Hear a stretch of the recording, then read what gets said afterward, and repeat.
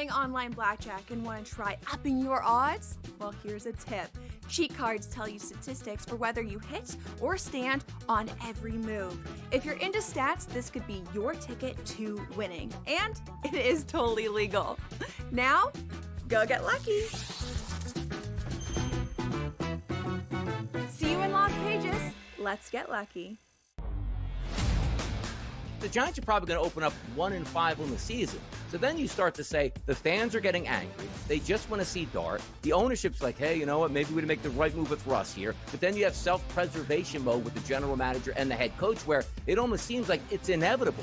Midway through the season, it's going to have to be Jackson Dart. Otherwise, what are we doing, Giants? The Early Line, only on SportsGrid. It should be illegal for Scottie Scheffler to play on the PGA Tour. This guy can't be stopped. Another victory at the BMW Championship. He has a chip on the 17th, which will go down in the history books. 82 feet, landed 60 feet short, and then rolled the rest of the way. Super exciting win again for Scheffler, who is not only the best golfer in the world, he's becoming one of the best golfers of all time. Newswire, only on SportsGrid. It doesn't matter that they're early in the game, late in the game, they're trailing, they're leading. It doesn't matter garbage time. CeeDee Lamb is the guy. And we saw that even after Dak got hurt last year and Cooper Rush was under center. Targets were going to CeeDee Lamb. And when you can get 9, 10, 12, 15 targets on a game-by-game basis, he's going to rack up fantasy points every single week. Frankly, he underperformed last year. Game time decisions, only on SportsGrid.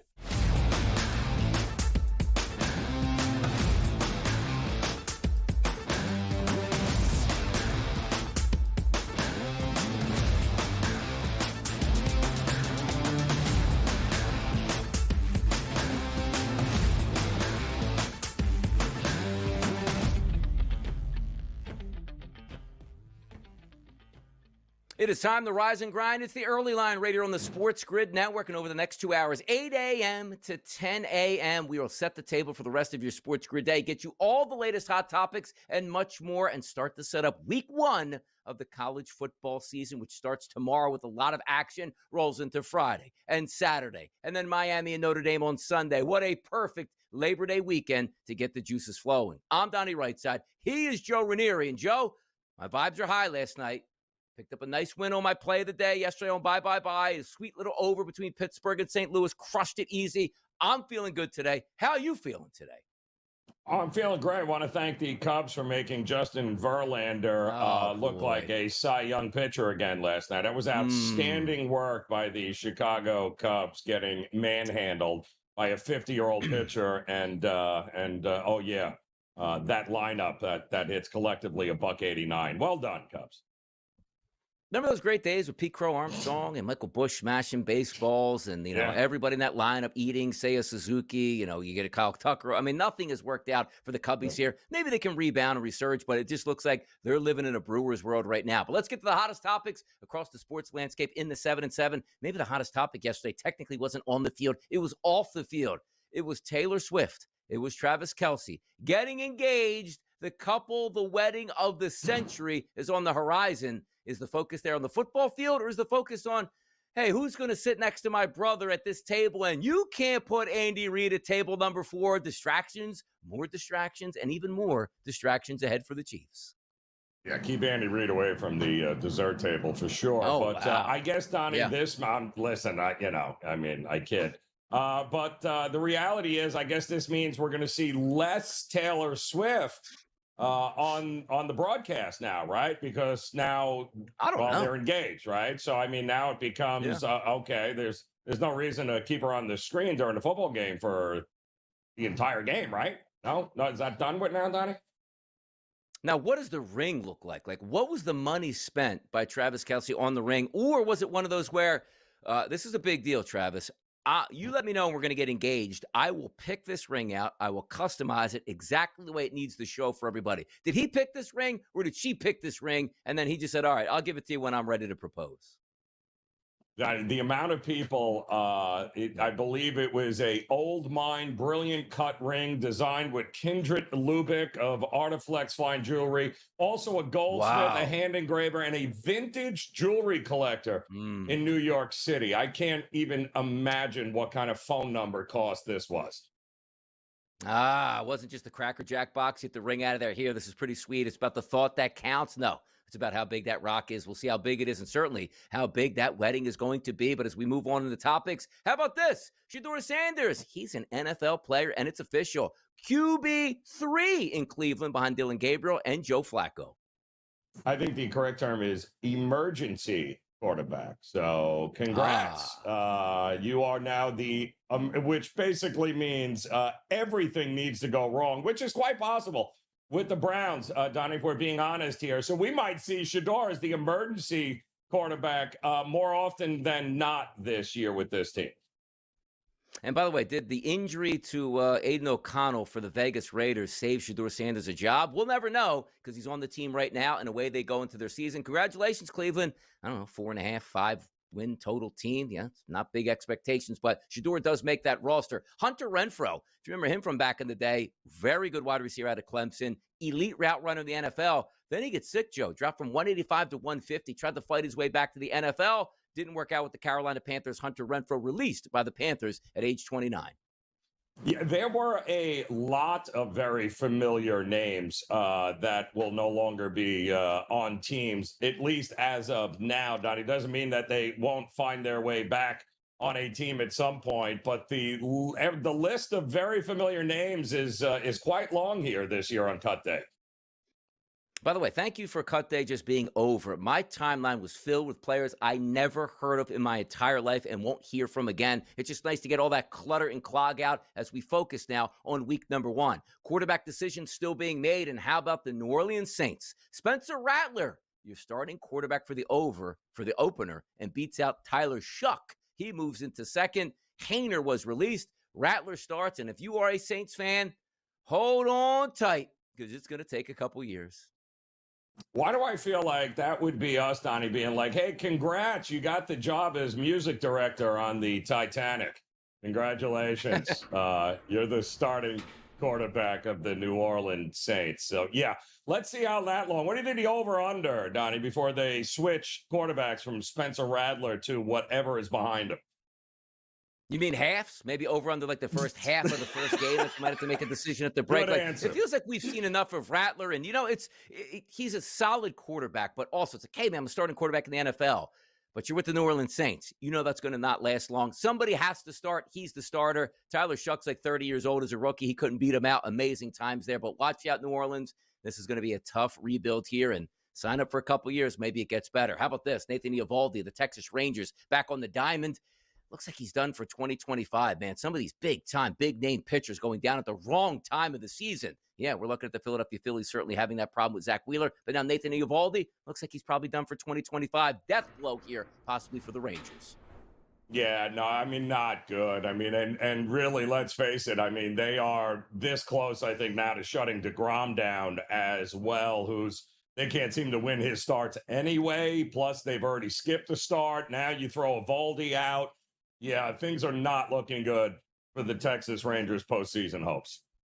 No, it's certainly not. How about those Detroit Tigers? They got the extras yesterday, but still lost to the Athletics 7-6 overall. But that didn't happen here before Riley Green, absolute missile grand slam in that game. You go to extras, you score 1 in the top of the 10th. Like, okay, let's shut down the other team. They scored 2, and those 2 were the Sacramento Athletics, getting the victory 7-6. Again, if you beat Scooble, what is anybody else on that roster is okay. And we had mentioned it, Donnie.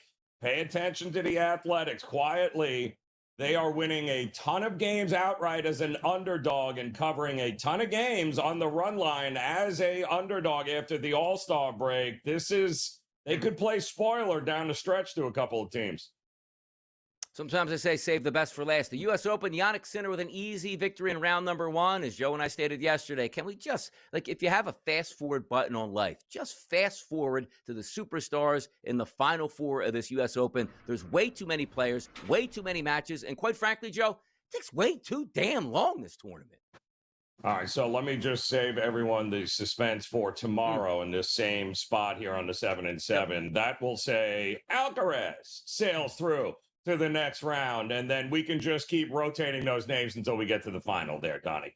Exactly. Just get to the superstars in the final, and we will all enjoy that here. By the way, other hot topics across the sports landscape does deal with the Dallas Cowboys. Like we talked about, a lot of people getting paid, getting back to camp and being happy, still not with Micah Parsons. So Schottenheimer's like, yeah, he's laying around and, lounging, but he does need to ramp up if he wants to play week 1 against the Cowboys. You know where that ramp up starts, Joe? With a big-time check delivered to his doorstep via FedEx from Jerry Jones.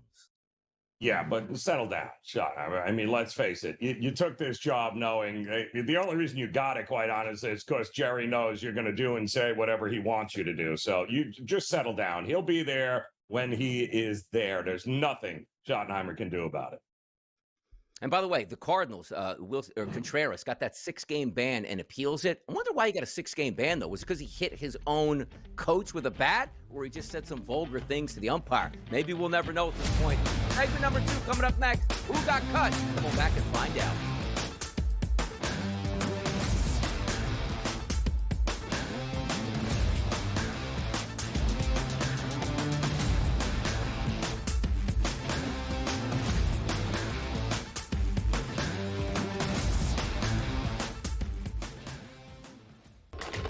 Enter into the magical world of McLuck.com, where even the smallest of spins can win real cash prizes.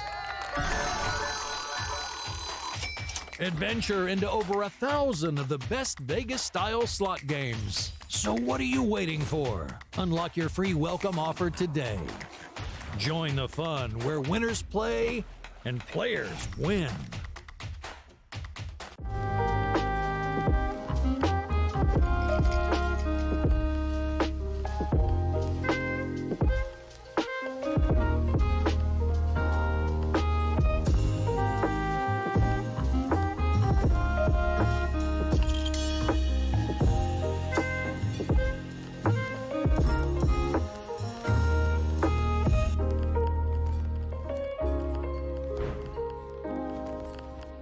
We're going to go through every single thing, and I've got a great team behind me that's going to help me get the job done. I want this to be the place that people come to. There is going to be an energy to game time decisions that you will feel night in and night out. We are going to hit every single one of those markets that you need to know about. We will have everything at our disposal, and we will use that to our advantage. There is not going to be a better place, I promise you, than Game Time Decisions. I'm Kevin Walsh. Tune in to Game Time Decisions weekdays on SportsGrid.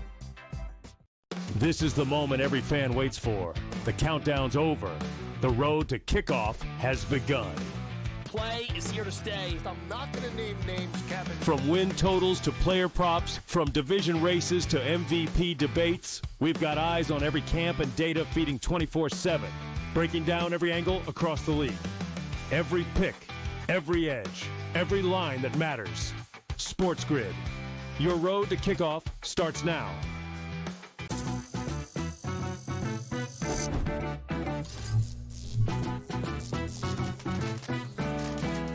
Did you know sportsbooks tend to draw up tighter bet lines for events that get even more bettors, like championship games or major matchups? My tip?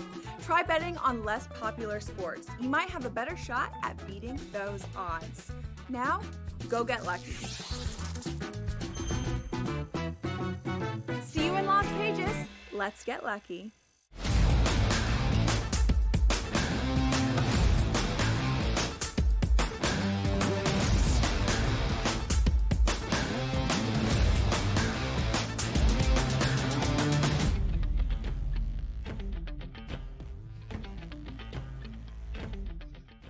On fire here in hour number 1 right here at the early line on the SportsGrid Network. Donnie right side and Joe Ranieri. Yesterday was cut down day in the NFL. And what did that mean? Teams had to drop from like 80 players down to 53 players by 4 o'clock. A lot of people got fired yesterday, but have no fear. The practice squads here, it used to be like you can only be in the league like 2 years max to be on the practice squad. There's like 5 or 6 slots. That's no longer the case. And practice squads now can have up to 16 players. So a lot of these players that were cut will be added back to the practice squad, making roughly $13,000 a week. A pretty good gig if you can get it. Notable cuts yesterday. Marquez Valdez-Scantling, which is interesting one because he does one job and does it pretty well, Joe. Runs full speed downfield. He's a long, lengthy guy, can open up the offense. Just signed a new deal with, I think it was, Seattle. 1 year, like $4.5 million with a signing bonus. Got cut. That one really raised my eyebrows yesterday. But cut down day, we didn't get a lot of explosive players. There are some named players on that list, but how do you think it went overall? Well, I love it. I mean, the Seahawks are actually paying Marquez Valdez-Scantling $3 million just to go away, which is hilarious, right? I mean, he's to be cut and be like, all right, here's the $3 million check. See you later. Okay, we're good to go. I mean, signed a 1-year deal earlier. Now they got to give him his money. It's guaranteed. So interesting cut by the Seahawks, to say the least there. But a lot of other veteran guys, both offense and defense, are interesting. I mean, Mike Edwards with Kansas City is a guy that is a 7-year safety that Spags absolutely loved. He is no longer on the Kansas City Chiefs. They cut him. And Hilton, in fact, in Miami, was another guy that he was one of the most experienced guys they had on the team in the secondary. He is no longer playing on the Miami Heat. They signed Rasul Douglas. So, there's a lot of guys I think are that familiar names that will be wearing different uniforms and picked up before it's all said and done. Yeah, and how about this one, too? You take a look at that list where, C.J. Henderson was a former, high pick at the cornerback position. They expect to bring him back possibly to the practice squad. But Xavier Restrepo, who's a very good wide receiver, slot wideout in Miami. And the reason I bring that up is he was in Tennessee and cut from Tennessee. It was one of those like, hey, maybe you have a kinship there with Cam Ward and a comfortability at a wide receiver. Not to say he would start, but not making that team. We'll see if he winds up on the practice squad again, because we'll find a lot of that information out once waiver claims clear and these guys can get back to the practice squad. But it is what it is. Actually, 90 players down to 53 on cut day, and away you go into the regular season. You got this week of practice, and next week, it's game week for everybody in the NFL, which includes that Thursday night football game between the Dallas Cowboys and the Philadelphia Eagles. But as we talked about, too, cut down day means that, yes, teams making the roster set, guys looking for jobs here, but also you usually get a better picture of who's going to be in that quarterback room. And for the New Orleans Saints, they made their quarterback decision. They drafted Tyler Shuck in the draft this past year. He didn't make it through to be their starting quarterback. It's Spencer Rattler now that's going to start over him. Some big times there in New Orleans. But what do we think about that, where you draft a quarterback, and I guess your team is so bad it doesn't really matter, but I don't think it's a great look. Like sometimes when Joe Flacco beats you, it's like, yeah, the guy won a Super Bowl. He's been around the block, consummate professional. He's going to steady the ship for us. But what do we see out of Spencer Rattler that shows he's just the right starter at the time? Or, Joe, is it, we're not going to be good, I don't want to beat up my rookie quarterback? Well, exactly. It's the lesser of two evils, right? You know you're not winning anything with Spencer Rattler, so what do they call that? A placeholder, right? I mean, Rattler was barely, 150th, I think, overall pick in 2024. He was sitting behind Derek Carr and, by the way, Jake Haener, who they ended up releasing now because Rattler ended up winning the job. But, all of a sudden now they had to throw poor Rattler into the fire because they didn't have anybody else. So, again, at least he has been there and done that. It is the new head coach, of course. So we'll see if maybe he can dial something up with Kellen Moore calling the plays. But it really is the lesser of two evils right now for New Orleans, who are clearly in rebuild mode.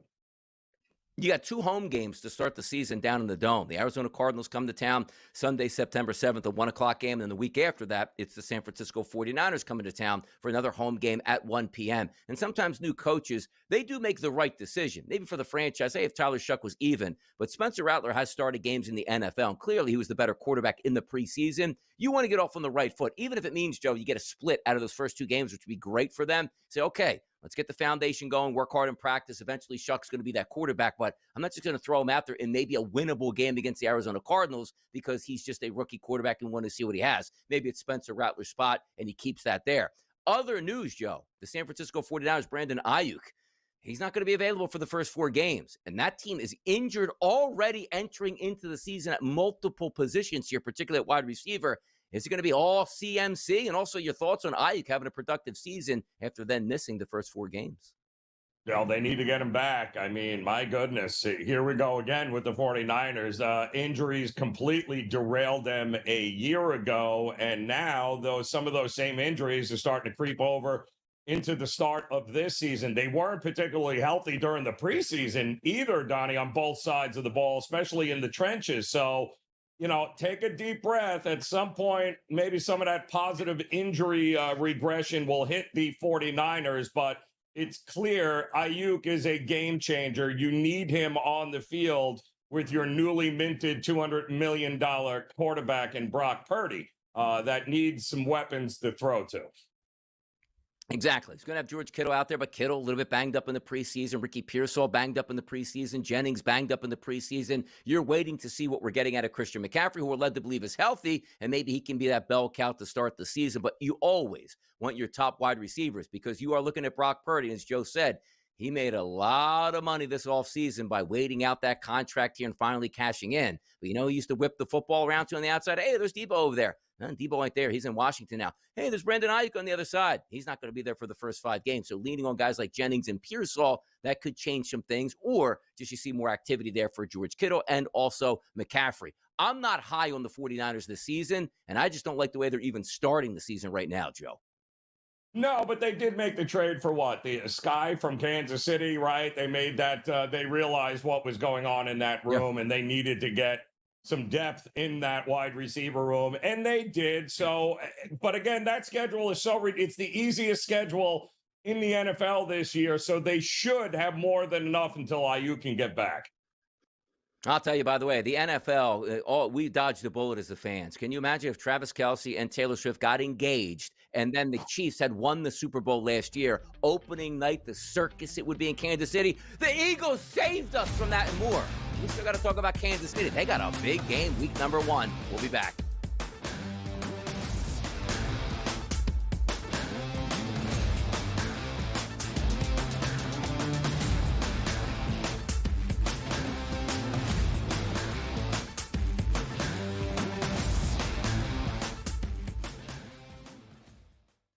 This is the moment every fan waits for. The countdown's over. The road to kickoff has begun.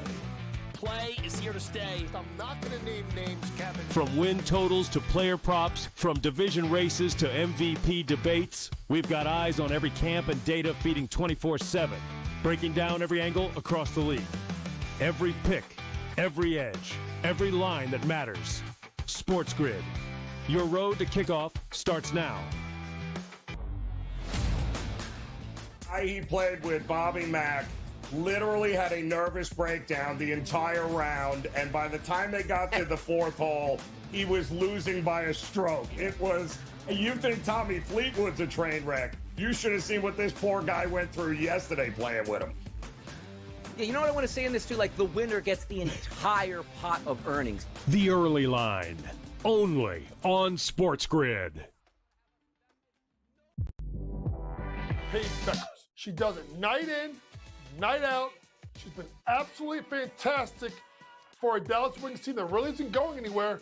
We'll see what happens in regards to where they're going to end up in the WNBA draft, because obviously, if they win it, they're probably looking at our buddy, AZ Fudd, to be drafted next year.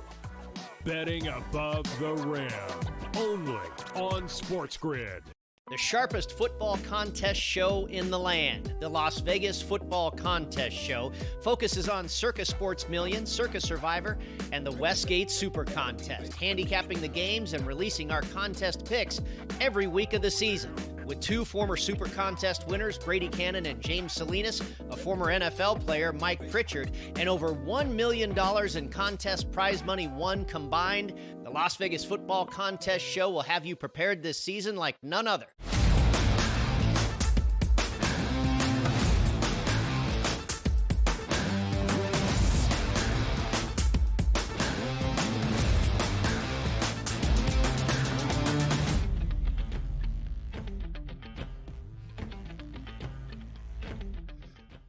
If you thought NFL Cutdown Day was big yesterday, wait till you hear this next story, which we alluded to in our 7 and 7 topic. Somebody's getting a ring, and it's not Travis Kelce for winning a Super Bowl last year against the Philadelphia Eagles. Jalen Hurts and the boys got that ring. But you know who is getting a ring?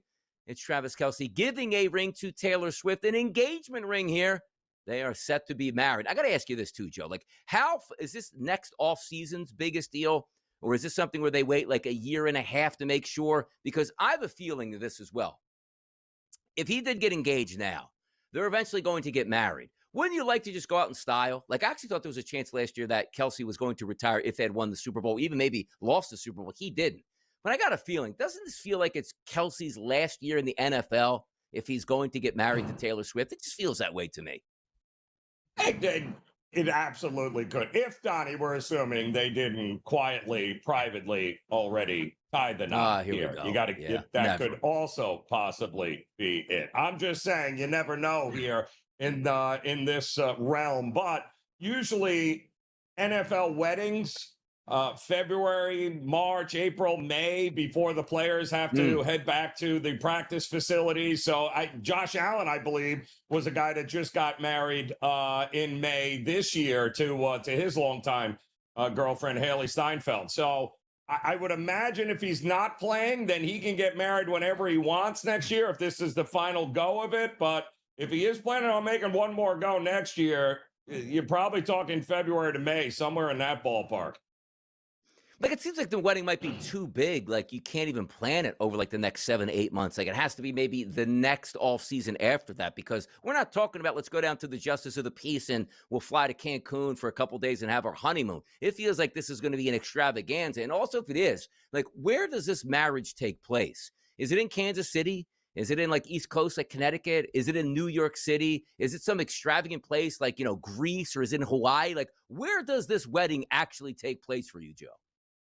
Wherever the hell they wanted to, Donnie, because they can afford to go and get married on the moon if they wanted to. And I would have, they might just make it a nonstop world tour wedding.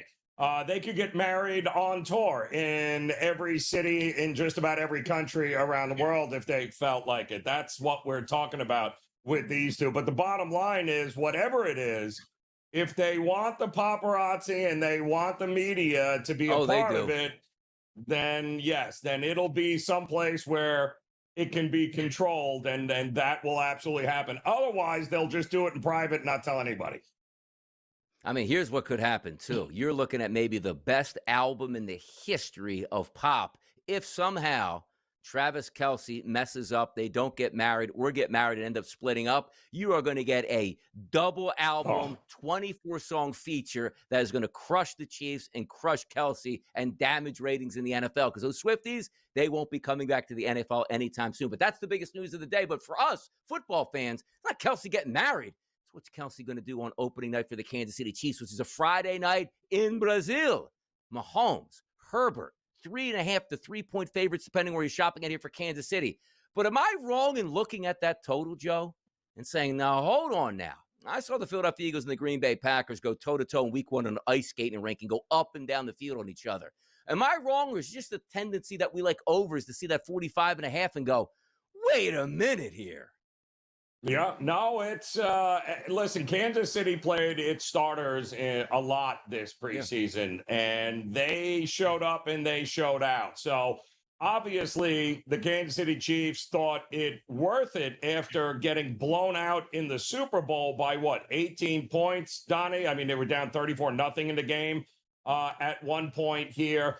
And what we know, history tells us that teams that get blown out by more than a couple of touchdowns in the Super Bowl, when they start the next year, it hasn't gone well, Donnie. 4-7 straight up, 2-9 against the number in week 1. So there's usually that Super Bowl hangover for the loser.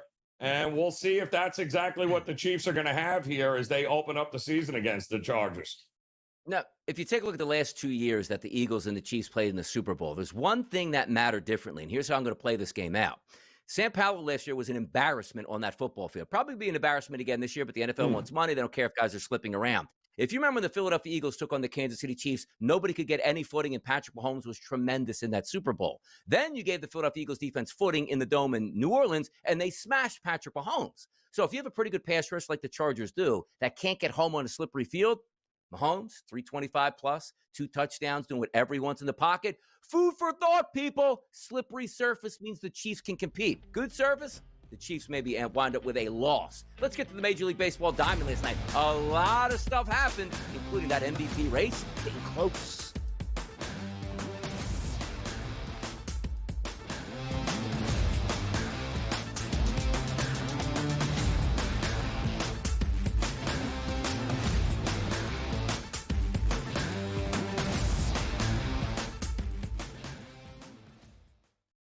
This is the moment every fan waits for. The countdown's over. The road to kickoff has begun.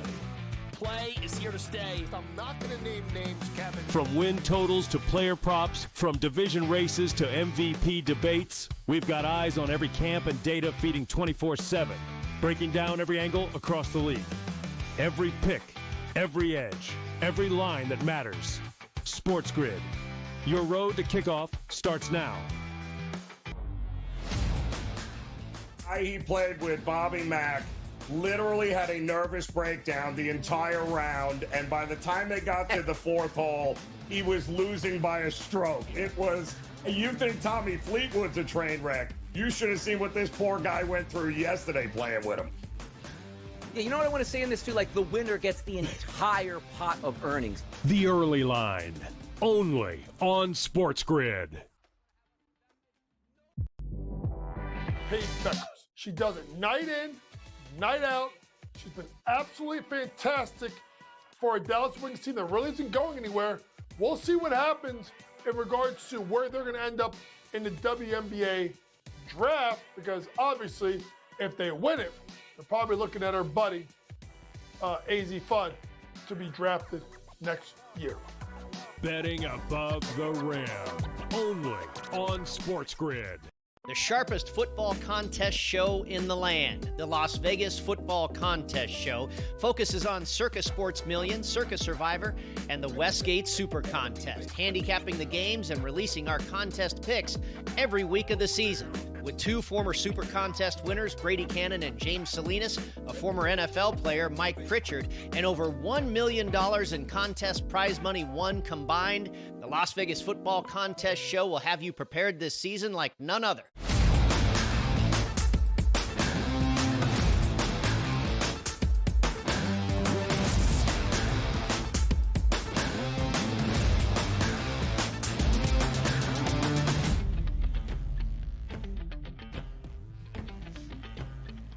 Sign me up on the Brewers, Joe Ranieri. Sign me up right now. 9-8 victory. You want wins that are low scoring, the Brewers give it to you. You want blowout victories, the Brewers will give it to you. You want almost collapses where you have to rescue yourself in the ninth inning and win a game with a walk-off, the Brewers have you covered. 83 victories on the season, knocking off the Diamondbacks yesterday, 9-8. The lineup never looks good, but all it does is produce in Milwaukee, Joe. Love this Brewers team, and every day I'm gaining a little bit more insight on, you know what?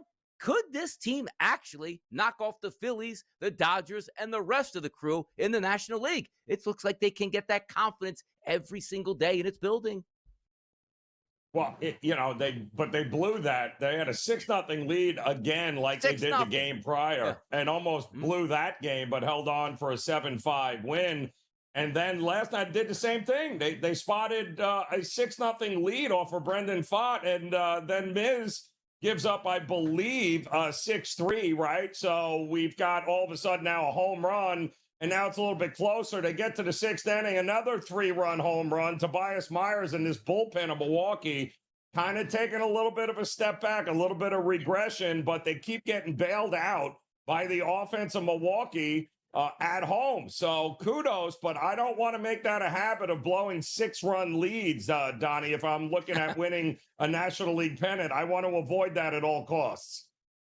You got to get them all ways there, Joe. You got to say they're doing the smart thing. Like, okay, let's formulate comeback scenarios that we might see in the playoffs so we never give up. That's your Milwaukee Brewers. I'll tell you should have been given up already. It's the New York Mets, the Philadelphia Phillies, wasting away the past two games. Early leads in ball games, only see them to go away. The Phillies have a 2-0 lead entering into the bottom of the fifth inning before the Mets strike for 5 runs. The Phillies fought their way back here in a 5-5 tie, only to get to the bottom of the ninth inning and bring in your closer in a non-closer situation who has been very good this season until after he got hit in the leg with that ball down in Washington. But John Duran was on the mound last night and gave up 4 straight singles and a walk-off for the Mets to get them closer to the Phillies. One win in those first 2 games ends the Mets season. Now the Mets are looking at a sweep of the Philadelphia Phillies as if they can knock them off and now win the NL East. Crazy times up there in Flushing. I mean, everything we talked about yesterday set up for the Phillies here, right? They had the opportunity. They had all of their arms available. Alvarado is back. I don't even know if a lot of folks realize that. He is back. They had Everybody, all their high-end leverage guys in that rebuilt bullpen were back and available last night. And then Duran comes in, and that's the end of that. 4 straight singles, and that's the end of the game. And Edwin Diaz, apparently, don't bet against Diaz against his Phillies lineup. They can't hit him. They can't win at Citi Field, and they can't even put the bat on the ball when Diaz pitches. They can beat Helsley because, well, so can everyone else. That was a great pickup by the Mets, but they can't hit Diaz, so he is the kryptonite for this Philadelphia Phillies lineup. Yep, and also, like, when you get angry at scenarios, Joe, like just talking about Major League Baseball from the day before, like handicap, all right, I had a bad handicap, and nobody scored for Kansas City. Kansas City scored 5 runs in the final 2 innings yesterday to get the 5 runs. So I think the joke is that, hey, the Philadelphia Phillies, Joe, I just needed 4 runs the night before. They had 3 by the 3rd inning. They finished with 3. Of course, the Phillies had 5 runs yesterday because that's always what happens when you get bad beaten the next day. That team comes up big. How about the San Diego Padres? They needed a victory yesterday, and they got one over the Seattle Mariners. A 7-6 final, which saw Dylan Cease. Analytics love him. Nothing else about his game makes sense. 4 1/3 innings pitch, 4 earned runs. He was bad. You take a look at Castillo on the other side. 5 innings pitch, 5 earned runs. You were looking towards 2 semi-aces to sort of hold it down. And all of a sudden, we're getting runs up there at T-Mobile in the Pacific Northwest. The Pods needed it and got it yesterday, though. And we talked about it, though. We didn't like either pitcher. They had a ton of runs in game 1. It felt like both guys were very hittable in game 2 with Castillo and Cease going. And then, of course, before you blink, we got a grand slam in the first inning. It's a 5-0 lead for the Padres. And then kind of the wheels fell off, right? I mean, Seattle comes back. And then it's a back and forth game, and ultimately the better bullpen held out, and the better bullpen was with the Padres, and they were able to hold on and settle down Seattle's bats. But listen, a 5-0 lead in the first inning, a lot of teams that would have been it, but the Mariners clubbed their way back into that game, but they just fell a little bit short.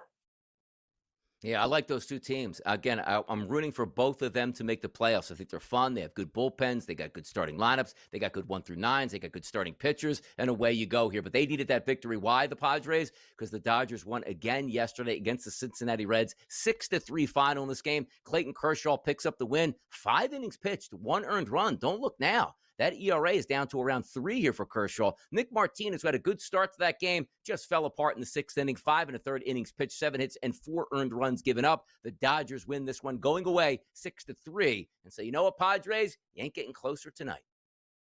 Well, you know what also, though, is Tanner Scott came in, pitched the 9th, and earned his 20th save for the Dodgers. And that is good news because he has been all over the map this year for them. So the fact that they're all starting to get together. If you can get the back end of that bullpen and Scott can be the dominant closer he was not that long ago, then yes, the Dodgers seem to have righted the ship. But once again, if you're the Reds, I don't know what to tell you here. There are levels to this, and you are not at the level yet. There are levels to it as well, which includes leveling up from 1 win on the season to 2 wins on the season. That was Mr. Verlander out west, and he won yesterday with the Giants 5-2 over the Chicago Cubs. And you take a look at Matthew Boyd, like, hey, man, where's all those good vibes going? Low ERA, 5 1/3 innings pitched, 5 earned runs given up to the San Francisco Giants. But then you see Verlander on the other side, 101 pitches here, only 5 Ks in that game, lowers his ERA to 4.55. And again, with that second win, the Giants come away with a win over the Cubbies, who sometimes just exacerbate you and say, man, what is the deal? I can't take this team anymore. I mean, it's his first home game win as a Giant. It took until the end of August to get there. The worst home team in all of Major League Baseball. And you've got a guy that has been lights out on the mound in Matthew Boyd, who strikes out 8 over 5 1/3. But all of a sudden can't hit the ball again, even against the bullpen. So, I mean, the Cubs got nobody to blame but themselves here, as if you had any aspirations of catching Milwaukee, not beating the Giants with your aces on the mound is a problem moving forward. Sometimes you just say, Joe Ranieri, that's baseball. And I'm just going to give you one stat line here. I don't care about the final score between the Rangers and the Angels. Patrick Corbin, 8 innings pitched, 3 hits, no earned runs, 1 walk, 8 strikeouts, 102 pitches. What year are we living in right now? What's up with the Angels offense? An easy win for the Rangers. They took care of Yusei Kikuchi, man. 4 innings pitched, 6 earned, and away they went with a dub. Listen, we talked about it. Corbin's turnaround this year has been nothing short of amazing. Yeah. He did that. He pitched like that a lot early on in the season, and it was hard to believe, but that's what he was. But we have seen over the last month things start to regress a little bit, but he found it last night and got it done there as the Angels looked absolutely lost at the plate against them. By the way, I do want to give a shout out here to the New York Yankees and their 5-1 victory yesterday. I thought there'd be a little bit more runs, but all I needed was 5 out of the Yankees, and they got that. And sometimes you look back, like sometimes you need just a big hit or two. Giancarlo Stanton, a double with the bases loaded and 2 outs. That took place in the 3rd. And then a 2-run shot in the 6th inning. He plates all 5 runs. Thank you, Giancarlo Stanton, and a victory there for the New York Yankees. Yeah, kudos to the Yankees and rolling Stanton out there and figuring out ways to get him into the lineup, because he is legit the guy that has been carrying this team offensively for quite a while now, Donnie. And how about yesterday, getting a little bit of help there from the Minnesota Twins, a dead team walk and ends up knocking off the Blue Jays. Then the Yankees get a win. There are signs of life in the Bronx here, and those signs of life yesterday were certainly for Giancarlo Stanton. Thank you, Giancarlo. Everything, look, I guess send him maybe a bottle of wine, maybe of flowers. Like, hey, man, you came through for the boy DRS, and he loves you for it. Let's talk college football next. Let's get a preview of some of these big games.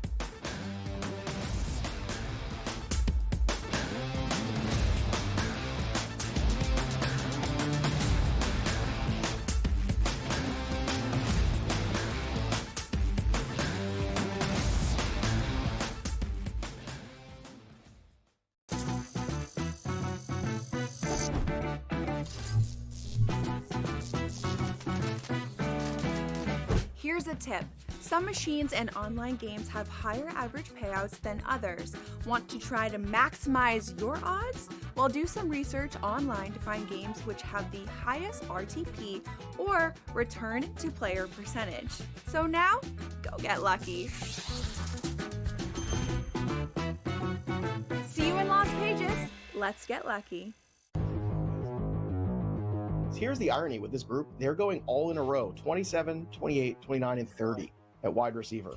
All of these guys have a huge fantasy upside. They're all being drafted as wide receiver 3s, and I think all of them are going to outperform that ADP. Calvin Ridley could end up as a low-end 1, high-end 2. George Pickens, I think, is going to end up being a solid back-end wide receiver 2 at the end of the day. Fantasy Sports Today, only on SportsGrid. In extras, knocked out the Reds 6-5. This team doesn't lose. And the only thing I want to say, Tom, is I just hope they can continue this. Now, what does that mean? 40 games in a row? Of course we know it's not going to be the case. They are peaking right now. We've seen so many times. Baseball's a long season.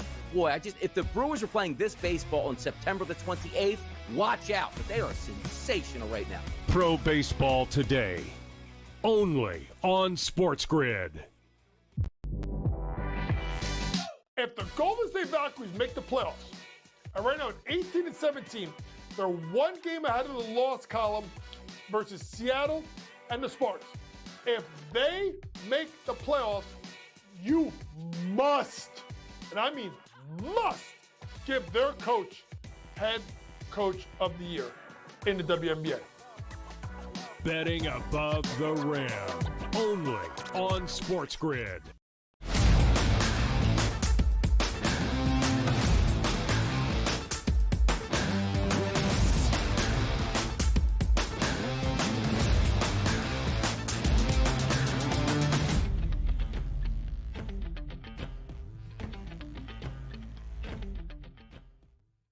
Oh, Thursday night college football. Now, get it. It's only Wednesday, we understand. But you wake up tomorrow morning, you got way more games on a Thursday than you would like to see, because last Saturday we only got a few. Now we start to get the party started. One of those big games, Joe Ranieri, does start with Boise State and South Florida. You take a look, last year, Boise State made it into the college football playoff. South Florida's still looking to try to find their way. But they're going to bring back a quarterback that only played a handful of games last year, and that was Byron Brown, who can certainly run. And I do think he ends up scoring a touchdown that game. Hint, hint. But also, from another perspective, for Boise State, you take a look at Maddox Madsen, who was the starting quarterback last year. But at the same time, you're saying to yourself, well, all I had to do was hand it off to this kid in the backfield who's the best running back in college football, no longer there. He has to step up. 62.5, Joe, in the sports landscape right now. If you're looking from book to book to book on that total, we're expecting points. We're expecting fireworks tomorrow. Well, they're going to have to figure it out in a big way with Boise State because no longer do they have Ashton Genty to cover the load, and they also lost their number one wide receiver from a year ago, which basically means, Donnie, that they're going to have to figure out a way to replace over 3,500 yards of offense last year. That is not going to be good. I mean, Genty alone had 29 touchdowns, and they haven't really figured out. They got a whole lot of new wide receivers from Madsen. 2 offensive linemen from a year ago don't look like they're playing in this game. They are still injured. So a lot of question marks. And on the other side, I love what they have done in South Florida. Alex Grouch in year 3 has really turned that program around. They were a laughingstock 3 years ago. He's come in. They've gone back-to-back bowl games. And Byron Brown is as healthy as he's been so far in college. And just ask Nick Saban how much fun it was trying to contain Byron Brown a couple of years ago. And Alabama went to Tampa to take them on. So I like it. They spent a lot of the offseason building up the defensive side of the ball. And here's maybe the kicker, Donnie. You ready? At kickoff, 100 degrees, Tampa, with the humidity. I am fairly certain Boise State, they don't have that kind of heat where they come from. Might be a bit of a problem in the second half when their legs go out from under them. Bring the heat is what we're talking about. Again, we're expecting 62.5 points, and you're right about that. The kid that only played about 4 games last year, this kid should be able to run and extend those chains here as you take a look at that total in the mid-60s. Maybe gets you by game time, but also that 9.5 number, which opened up at FanDuel over the summer, down to 5.5, and that's for the prevailing line, Joe, at most outlets out here. Good game to watch. That's a 5:30 start, so a happy hour, rush home from traffic, get in your seat and watch that game. How about Rutgers in the state of New Jersey taking on the Ohio Bobcats out of the MAC? This line opened up at 10.5 points, Joe. Steam. 15.5 points here, and a total now that's listed at 49.5. But understand this, Kaliakmanis is the quarterback for Rutgers. Does have some legs. Another year in the system, he should be better. But Ohio, they got Parker Navarro. He's a pretty electric quarterback, specifically when he's running on the ground. Do we get points in this game? Can we see 50? And also Rutgers, do they dominate their MAC opponent? Well, you would think they will, but we've got the line move towards Rutgers, which I guess should not really be that hard to figure out. Ohio now has a first-year head coach in Brian Smith, and it would only make sense that a MAC team is not going to go to Rutgers and beat Rutgers here at this point. But it'll be interesting. I think it'll be always tough for a MAC team to hold up for 4 quarters against an extremely physical and run-heavy team from the Big Ten like Rutgers. To me, it's an under game one way or the other. I still don't like Rutgers' offense, but we know they're going to try to outmuscle you. I don't see Ohio having a ton of success offensively, but I also wouldn't be surprised if maybe Ohio gets a little money late in this one, because that is a big number for not exactly a high prolific offense here of Rutgers. Yeah, and usually when you get nervous, too, like the MAC teams come like, hey, breaking in a new quarterback. Like Navarro's got some pretty good chops there, and he can move the chains. We'll see if they run the clock more to try to extend that game and sort of say, you know what, Rutgers, we'll keep you off the field. But also a fun matchup there, no doubt about it. How about a neutral site game? 9 o'clock on Thursday night, Joe. That is Nebraska and Cincinnati. I believe this game is going to be played in Kansas City, so I want to say it's at Arrowhead. Nebraska is a favorite at 6.5 and a total at 52.5. The one thing that you're going to look at this game is if you're playing in Arrowhead, somebody might get confused for the starting quarterback here. Is that Patrick Mahomes playing for Nebraska? No, that's just Raiola. He's got to perform, Joe. 13 touchdowns, 11 interceptions. That ain't Mahomes' numbers. He's got to step up. Can he do it against Cincinnati? Well, listen, this has always been the MO here, right, of Nebraska and their coach here. I mean, Dylan Raiola back here. A lot of people compare him to what Patrick Mahomes was at Tech. Very similar style there. Nebraska 7-6 a year ago, but we always see these teams take that next jump right around year 3. So Matt Rule has done this a couple times. Did it in Temple, right? We've seen him do this now. We've seen him do it at Baylor. This is what he does. So year 3 is usually that big jump. He's got his quarterback. He's got the guy he wanted. So this is a game that he needs to have to set the tempo for the year. But the problem is Cincinnati, a lot better than they were a year ago as well. I think this is a fascinating game for week 1. It is. How about the final game we'll talk about here? Another 9 o'clock start. Miami of Ohio and Wisconsin. This is a heavy favorite towards Wisconsin, but a low total at 39.5. The Dairy Raid. They said you had to open up your offense. You'll have more success. That didn't work at all. Wisconsin going back to the ground and pound, and they should be better all for it. Do they run over Miami of Ohio out of the MAC? Absolutely not. I mean, Miami of Ohio has, I think, some of the most returning starters in college football here. They, listen, they are a team in Miami of Ohio that is very well coached, and they promote from within. So these are kids that have been playing together now, Donnie, for a while. You love Chuck. You know how this works here. You're like, no big deal. It's Miami of Ohio. Yeah? I don't think so. I think that's a slugfest one way or the other. Under for me in that game. The cradle of coaches, Miami of Ohio, Chuck Martin. He is a tough, staunch defender here. We'll see if they can bring it, but I am interested to see Wisconsin back to the ground game if that pays off for him. Let's take a look at some Major League Baseball action. Nathan Eovaldi looks like he ain't coming back.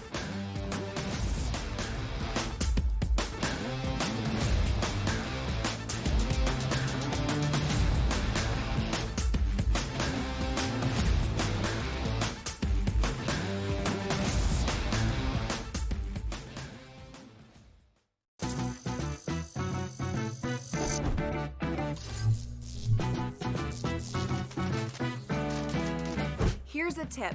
Some machines and online games have higher average payouts than others. Want to try to maximize your odds? Well, do some research online to find games which have the highest RTP or return to player percentage. So now, go get lucky. See you in Las Vegas. Let's get lucky. Here's the irony with this group. They're going all in a row, 27, 28, 29, and 30 at wide receiver. All of these guys have a huge fantasy upside. They're all being drafted as wide receiver 3s, and I think all of them are going to outperform that ADP. Calvin Ridley could end up as a low-end 1, high-end 2. George Pickens, I think, is going to end up being a solid back-end wide receiver 2 at the end of the day. Fantasy Sports Today, only on SportsGrid. In extras, knocked out the Reds 6-5. This team doesn't lose. And the only thing I want to say, Tom, is I just hope they can continue this. Now, what does that mean? 40 games in a row? Of course we know it's not going to be the case. They are peaking right now. We've seen so many times. Baseball's a long season. Boy, if the Brewers are playing this baseball on September the 28th, watch out. But they are sensational right now. Pro Baseball Today, only on SportsGrid. If the Golden State Valkyries make the playoffs, and right now at 18-17, they're one game ahead of the loss column versus Seattle and the Spartans. If they make the playoffs, you must, and I mean must, give their coach head coach of the year in the WNBA. Betting above the rim, only on SportsGrid.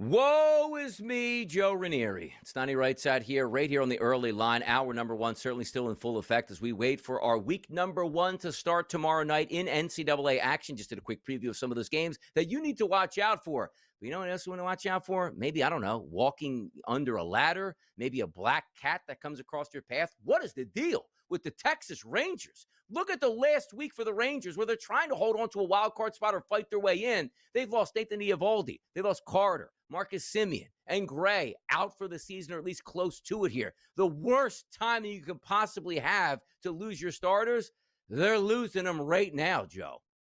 Yeah, and that's not good news because, again, we mentioned it here. I think they're very close to shutting down Jacob deGrom as well, and they can't seem to get out of neutral here. Every time you think they can take a step forward and they're getting healthy and they get guys back, this is what happens. They take 2 steps back here.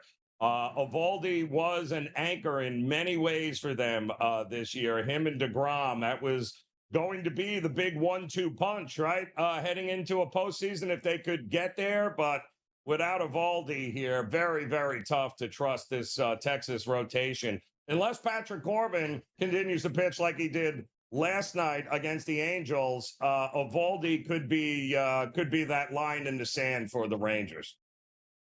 I mean, what a shit. Like, again, you can't, guys that break down in the past, right? They're going to break down in the future. Like Jacob deGrom, just getting anything out of him and getting this good of pitching this year was pretty surprising. He does get pushed back, have a little bit of shoulder injuries. But if you could have gotten, right, Patrick Corbin at least performing like a number 3 pitcher, Nathan Eovaldi as your ace who might win the Cy Young, and Jacob deGrom transformation back like he was pitching with the Mets, you would say, okay, my 1 through 9 lineup is good. We'll hold it down in the bullpen, but I got starting pitchers that we should be able to make the playoffs, and now it's up in smoke. Like Eovaldi was sensational this year, an ERA of 1.73, and he's not coming back. He was one of the favorites to possibly win the AL Cy Young, which now, as we take a look at it, Tarek Skubal is down to a minus 125 price. Garrett Crochet, plus 100. Hunter Brown, who can't outduel Tanner Gordon, he drops back to a 30-1 price, but it looks like now it's a 2-way show between Skubal and Crochet. Yeah, and we've seen Skubal struggle here over the last couple of weeks. I mean, he has had, even heading into the All-Star break, Donnie, he's had some, when he's good, he's good. But boy, oh boy, when he's not good, it's run city here and not good for Detroit. So Crochet has been pretty steady with what you get. I think these final 4 or 5 weeks, that's what's going to decide which one of these guys can right the ship and be dominant down the stretch when it matters the most for their teams. Yeah, who would have thought that Skubal would be down to that minus 125, but he gave up a grand slam the other day, didn't pitch all that well. We'll see. Garrett Crochet, and also you get the extracurriculars like to talk about. We know Detroit's going to win, so you're not getting any more bumps for Tarek Skubal down the stretch. But if Garrett Crochet can continue pitching well and Boston can continue to win and maybe put some pressure, let's just say, on the first-placed Toronto Blue Jays, then maybe we'll find some things out. But also, you know what I want to take a look at? The AL Cy Young, which we just did. The AL MVP between Cal Raleigh and Aaron Judge. Minus 110 and minus 110 as I look at FanDuel right now. This was a minus 20,000 price early in the season. That is a de facto pick 'em right now with both of these guys healthy and a month left to play. What do we make it? A big dumper in Aaron Judge. Yeah, what a ridiculous, right? What a difference a season makes, where we were nominating, changing the names of these MVP trophies to Donnie and Judge trophies. All of a sudden, not so much here with Judge, who's still, I guess, struggling. I don't know if that's the right word for it, but, you know, the guy is, he's still hitting well into the 300s here. He's still going to have 50 home runs on the season. So, who makes more headlines down the stretch? The Yankees are always going to dominate the headlines. And if he's a big reason as to why they do, it's edge to Aaron Judge. I think you're right about that, too. Like, I'm rooting for Cal Raleigh because I just love the story. But doesn't it feel like the price points here are just waiting for Aaron Judge to have a really good week? And they go, okay, minus 400, minus 500, minus... Like, it really feels that right now. Like, Cal Raleigh hitting a home run every 4 nights, keeping him in it. But we're waiting for that night where it's like, okay, the Yankees played the Blue Jays, or the Yankees played the Red Sox. Oh, look at that. Aaron Judge, 3 for 5, 2 home runs, and 6 RBI. Oh, wait, he's an MVP, and away we go at this point right now. That's the way I see it. Cal Raleigh and Aaron Judge, though, coming down the stretch, that's going to be fantastic to watch out. Or maybe, Bobby, with you, and you can slip in there at a 170, plus, with a 17,050. My goodness. 175-1. Jose Ramirez, 175-1. Nick Kurtz, 200-1. Stop it. It's Raleigh. It's Judge. It's hour number 2 coming up. The hottest topics of the sports landscape. That's what we do on the grid, baby.